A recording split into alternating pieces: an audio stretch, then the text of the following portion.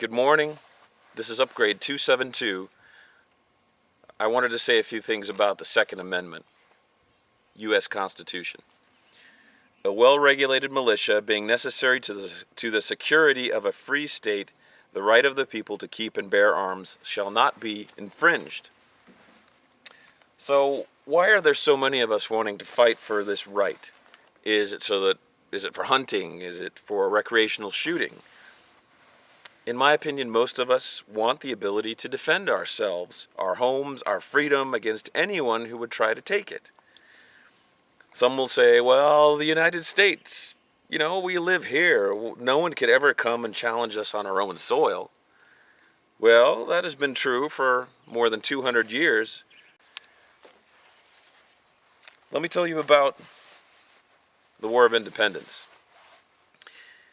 It was local militias that first clashed with British forces.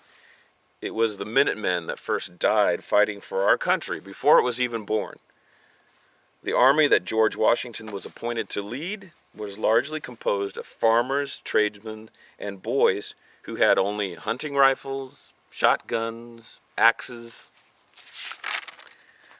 These militia members, they died from disease, starvation, exposure, and the redcoats' bayonets. We are naive to think that we are better than those men or women, that we're smarter than they are. We are naive to think that other nations will never dare to come here and take the greatest land in the world from us. Now let's look at the people that live in the United States of America. 99% of us were good people. 95% of us believe in a higher power, in a God. Most of us won't hesitate to help our neighbor if they are in trouble. I live around these people. And it is not our government that makes this country great. It is you and me. Politicians, leaders, governments, they all come and go.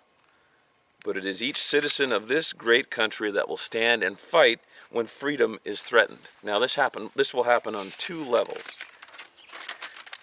At some point in your life, someone is going to threaten you or your family with serious harm, and there will be not time to call and wait for the police to arrive. Do some research. Read what's written out there about these situations. This happens every day. What will you do to defend yourself?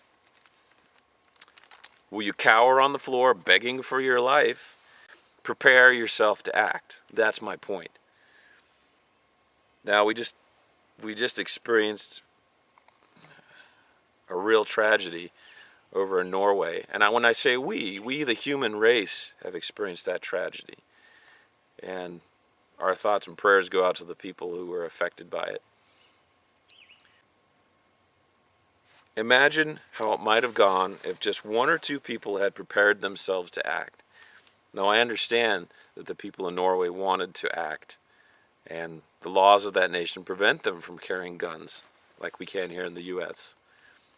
Should be a lesson for all of us. So when that man stepped onto the island, if there had just been one or two who were prepared to act, how different things might have been.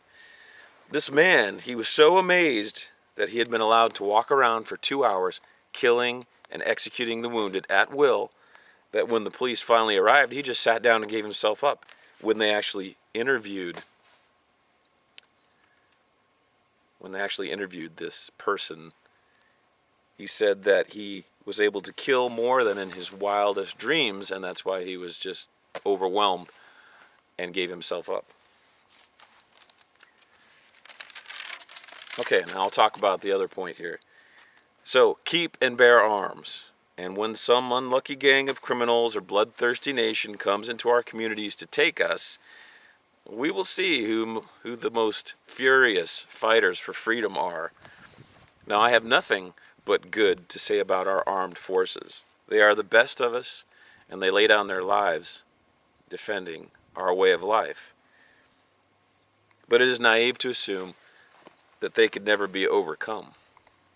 When that happens on our soil, you will see the militias form.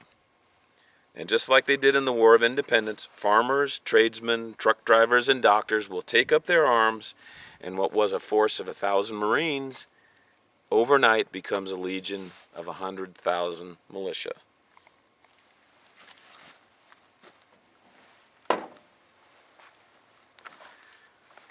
Keep and bear arms. Upgrade 272, signing out.